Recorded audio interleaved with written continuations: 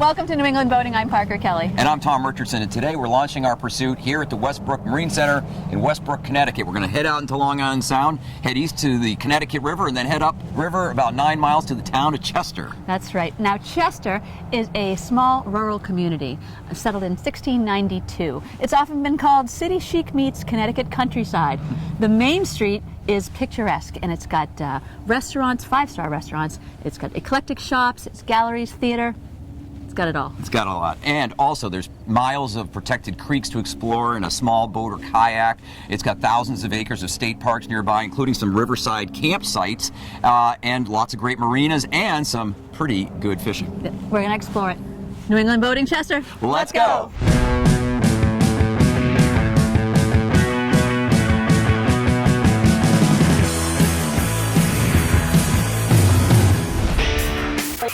That lobster roll looks delicious. I'll give it to you. To another great destination. Are you shopping for me? Oh, there's a fish. Parker's goofing around. Gonna miss. Make short, sharp sweeps with the rod. We want the fish that can eat that thing. Oh, yeah. Hang on, Parker. Tom, don't joke.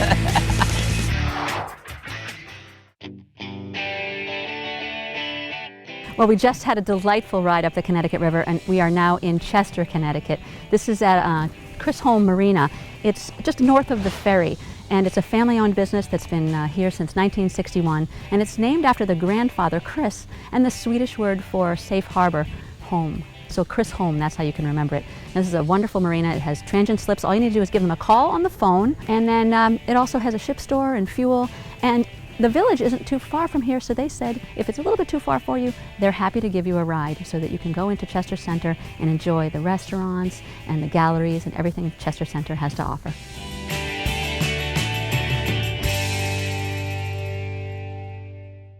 Well, when you're visiting a town or a village that's not located directly on the water, like Chester, that's right, it's handy to carry a couple of bikes with you. And these folding bikes from Montague are just the ticket. This one here is the downtown version. As you can see, it's super light. It snaps together, or I should say unfolds, in about 30 seconds. Oh, by the way, you have the paratrooper model. Yeah, this thing's rugged. Look at this thing. Seriously, this is and that's the thing about the Montague bikes, is that they are full-size bikes. That's their... Yeah, not the tiny little folding bikes. That's right. That's their logo. These are real bikes. And the other thing is they're made of corrosion-resistant materials like...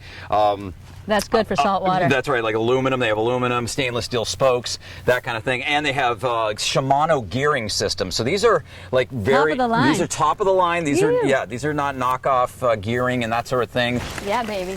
Here we go. Look at these Shimano gears. Next stop, Chester Village.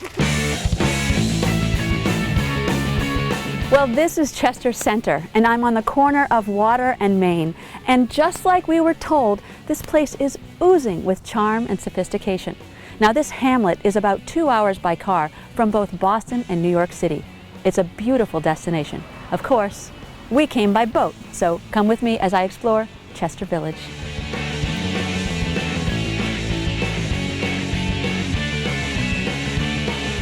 So I'm on Main Street here in Chester. But look at who I found. These two beautiful women. Look at how stylish they are. Hi. Hello. Tell everyone who you are. I'm Bobby Bynes from Coventry, Connecticut.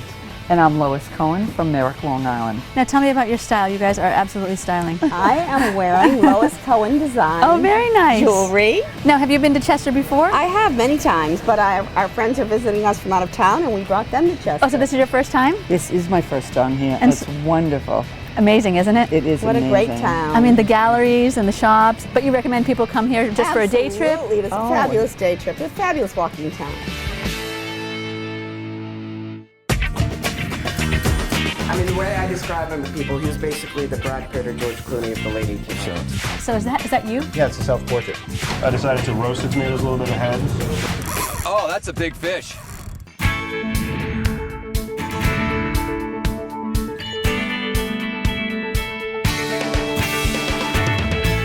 See art. I must find out who this is. Excuse me. I hate to interrupt you. Beautiful. Hi. Thank you. Hello. I'm Parker Kelly from New England Boating. Hi, nice to meet you. I'm Leif Nilsson. Hi, Leif. Incredible. Thank you. Impressionist. Mm-hmm. Yep. Just a lot of attempts at trying to make it right.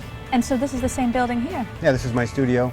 Oh. And right now what I'm trying to do is capture the light across the fence. So you can see how this side of the fence is much brighter, Yes. catching the sun, and this is just grazing the sun. Do you do all of your painting outside? Mm-hmm. Yep. That's what the sun is for. Yeah. Or in the winter, sometimes I'll look out the window. That's a beautiful building too. What's that? That's my gallery. Oh, I'd love to go in there too. We're going to have Yeah. to peek in there also. Yeah, please do. So I take my canvas out on the boat, my 19-foot runabout skiff do kind not. of thing. Yeah, and I set up my easel and I paint. So I was working on this today. That is a first for New England boating. That's beautiful. New England boating and painting. Can I see the gallery too? Yeah, please. Yeah. Before he took me into his gallery, Leif wanted to show me some other projects he had been up to recently. And I can tell you, this man's creativity and talents had no end. He built the eyebrow window dormer on his Spring Street studio himself, as well as an amphitheater in his backyard. On summer evenings when there is no light left for painting, he and his wife host concerts in the garden, and music fills the air. Leif also gave me a tour of his home, formerly an old hotel, and told me of the inspiration behind the details inside, like the Viking yellow paint on the walls, that he chose to match French Impressionist artist Claude Monet's dining room. Well, this is the first floor of the gallery. There's another floor upstairs and another floor above that that's more studio space. And this is one of my paintings of my studio next door before I made the eyebrow dormer. So people To must take it off. collect your art. I mean, Yeah, that they you do, must yeah. have Yeah, collectors. and collectors are always coming by to see what I'm up to. Well, what about new people, people who come to visit Chester? How do they find you? Well, if I'm open, if I have the flag out, they'll walk in and Otherwise, chase you down somewhere or in Connecticut? If they, see me on the river and I hand them my card, or they'll see me painting out front when I'm here. Because when I am here, I like to be outside painting, so Right. I'm working. Right. I'm not just sitting behind a desk. Right. So you do have hours then? You're kind of here. You I have you hours, try. weekends from noon to 5, but sometimes I have other things happening. Like tomorrow, I'll be playing banjo for about an hour. You know, in the middle of the when I afternoon. first came in, so is that you? Yeah, it's a self-portrait. So you play the banjo too? Mm-hmm. Yep.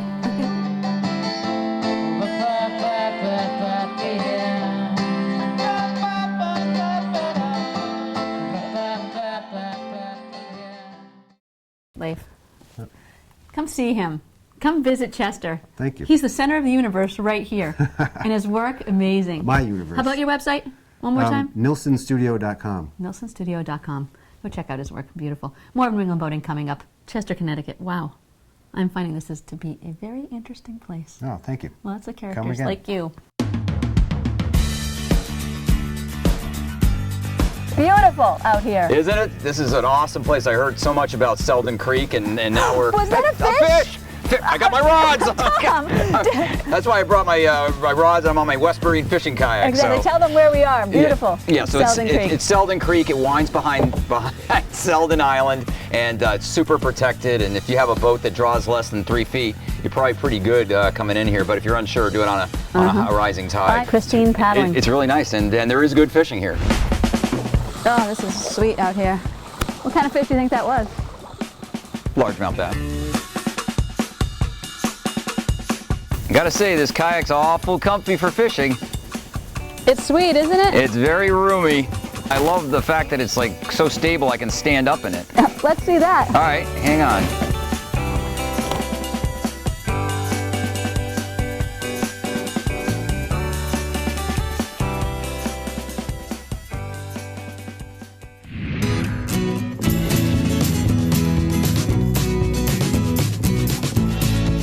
Well, Tom didn't believe me that someone actually comes out to paint on the river. Yes? Yeah. On the creek. That's true, but And you so here's proved Leif. me wrong once again. Yeah, so here's Leif. Remember Leif Nilsson from the studio there in Chester Center, and hello. How you doing, Leif? To see it is to believe it. Sorry to interrupt your busy day here, but I mean you've got quite a project going on here. Well, this is about a pretty good sized painting to work on the boat. I've done bigger ones, but then you have to watch out you don't drop your knife. Well, you need a bigger boat. Or a smaller knife. A smaller knife, right? So how long does it take you to complete something like this? Well, it's hard to say. I mean, I started it a week ago, and So about a week. yeah, it rained yesterday, so I couldn't get out. There's days I'm out here completely by myself all day long. Nobody else comes by. Wow. Maybe a bass fisherman or a kayaker. That's it. And then other days, it's like a train going through, like a highway. You just never know. You just never know. You got to just deal with it, though. Yep. Usually around weekends or holidays, it gets busy in here. Yeah. Now, do you go up in a lot of the side creeks off this creek too? I have, but usually I have a lot of spots along the creek that I've been exploring for the last 10 years. So look at the work, Tom. I know it is. No, it's beautiful. It's fantastic. Yep, we should let him go. Yeah, we'll let him go. Tell him what your website is again. NilsonStudio.com. NilsonStudio.com. Bye, Leif.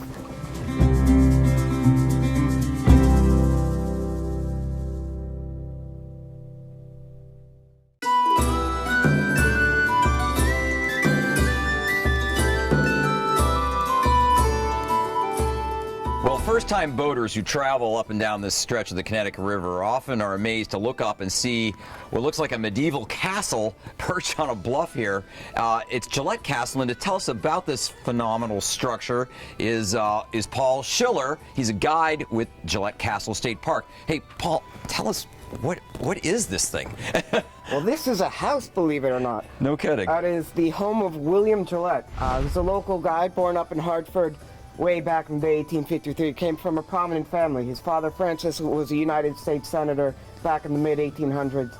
His mother was from the founding family of Connecticut, so his family was very deeply rooted in the area. He was the original Sherlock Holmes. Oh, really? Uh-huh. Yeah, so Arthur Conan Doyle wrote the Sherlock Holmes novels, but William Gillette wrote the first play based on the books. He was the first man to play Sherlock Holmes on stage. Interesting. Well, it's a fascinating history, fascinating structure. Let's go inside and see some of your favorite items in the castle. Okay, sounds good. Let's go.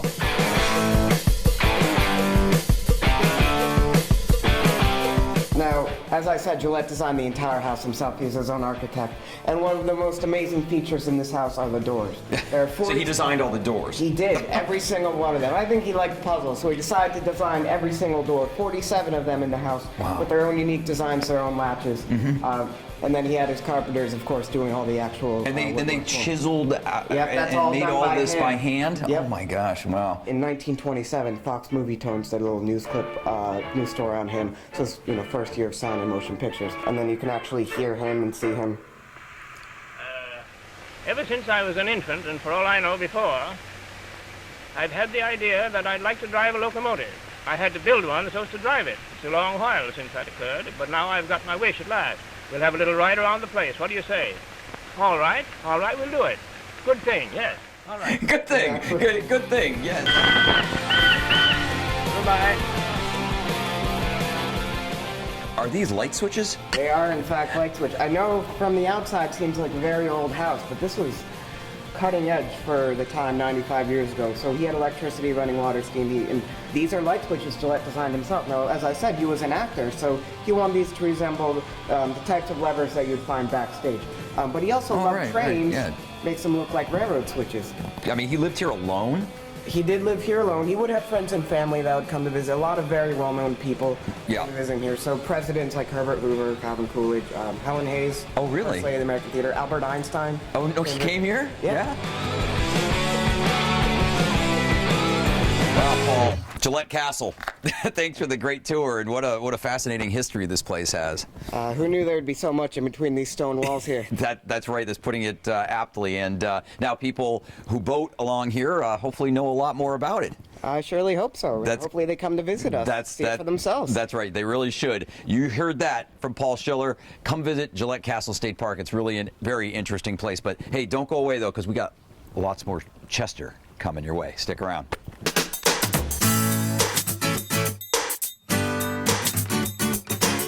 I'm back at Chester Center. I just can't stay away, and one of the reasons is because right behind me, River Tavern, this restaurant has an amazing reputation. I'm going to go in, I'm going to meet the chef, I'm going to actually cook with the chef, and see what we can cook up. River Tavern.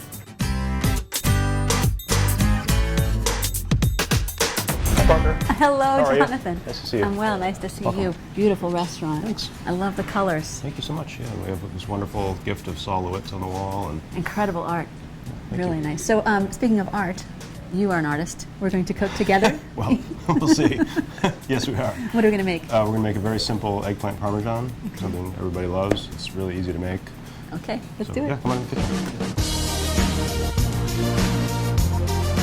So we have our oil heating here, Yes. which sounds it's starting to pop a little bit. So go ahead and throw the eggplant in. And this was just fresh tomatoes, garlic, a little bit of oregano that I just simmered for 15 minutes on the stove. Just good fresh tomatoes, Exactly. salt, pepper, olive oil. It smells delicious. Just a piece of eggplant. Yep. I decided to roast the tomatoes a little bit ahead, which concentrates the flavor just a little bit. You could do it with just a raw slice of tomato, but I think given that this is only going to bake for about 10 minutes, to pre-cook the tomatoes a little bit to get a richer version. And they're local too? Where do you get those? Yep, these were from Fairweather Acres and Scott's. And this is a mixture of Scamorza, which is a slightly aged mozzarella. So you have a lot of friends in the neighborhood then, I guess. Yes, we have a lot of relationships with local farms and suppliers. Fresh basil, oregano would be great. Even rosemary would be really good, a little bit different. A few olives if you want to do something a little bit differently. Yum. And then when it comes out, we're going to dress it with fresh stracciatella, which is a combination of mozzarella, shredded mozzarella, and reduced heavy cream. So then to serve, maybe a little bit of fresh, a little bit more sauce.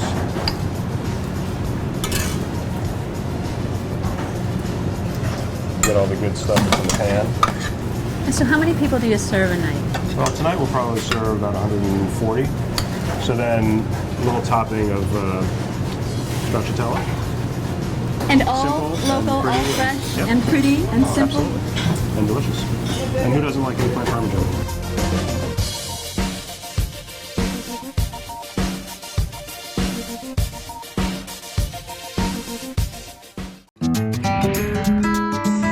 Well, I'm here with Captain Dixon Merkt. He's a local fishing guide on the Connecticut River, and he'll fish anywhere from the mouth of the Connecticut, where we are right now, up to Chester. I mean, will you go as far as that? Up to Chester, but most of the fishing is done below Essex. You know, you start to get up the river too much, and the fresh water begins to take over. So the bass will go up there. The bluefish will not go too much further. Gotcha, and that's what we're after today, right? We're after bluefish, huh? There And so- have been some bass in there, but we're going to get blues. Okay, great. So tell us, like, set us up here. What are we going to be using, and then how are we going to go about it? We're going to throw a smack it plug. It's a surface plug that causes commotion, splashes across the water, and attracts the attention of the blues. The one thing to remember is don't set the hook to the splash. Set the hook to the feel, because so many times you see the splash, you go, whoa, but there's nothing there. So you pull the lure away from the fish. So this is an attractor. We've got a treble hook on the end, and normally they're sold with a treble hook on the belly, but I take the hooks off because it's easier to release the fish, does less damage to the fish, and it does less damage to me if all of a sudden they decide the lure comes to my hand. So why don't you take a couple casts towards the shore? Okay. And let's see what happens. All right.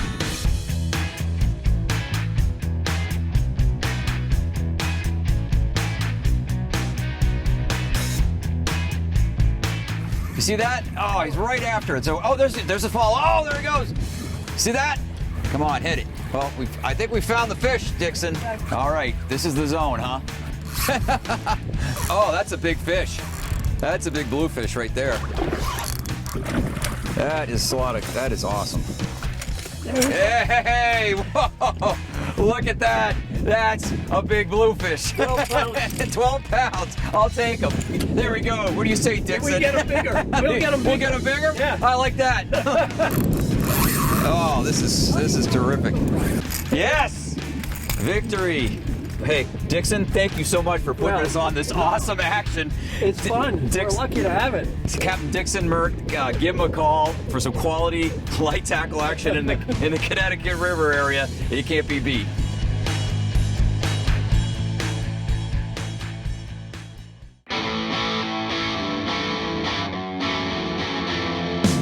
We're back in the Connecticut River. That's the right. Chester episode is over. I know. It's sad, isn't it? We had a great time. always- Lots of memories, though. It always is. What a magical place. The village, that center, and every single person I met was just absolutely tremendous. Yeah, really. no, it's been great. There's like a lot to do there and a lot to do on the river. Right, so many galleries, and I cooked with Chef Jonathan. And then you ran into Leif Nielsen painting on the Seldon Creek. Yeah, he's pretty amazing. What an interesting guy he is. And just not far from where we are right now, I went to Gillette Castle, which everybody who's on the Connecticut River go, what the heck is this castle doing on the bluff up there. That's no mystery anymore. Well, we found out, didn't we? Oh. and fishing, of course, with Captain Dixon Merck. He put us on some big honking bluefish. La la la la la la la. Ah, sorry you weren't there. A lot of fun. Yeah, once again.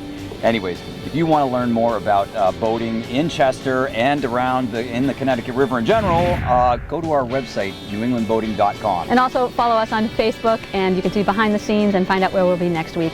Thanks so much for watching. I'm Parker Kelly. And I'm Tom Richardson. See you soon.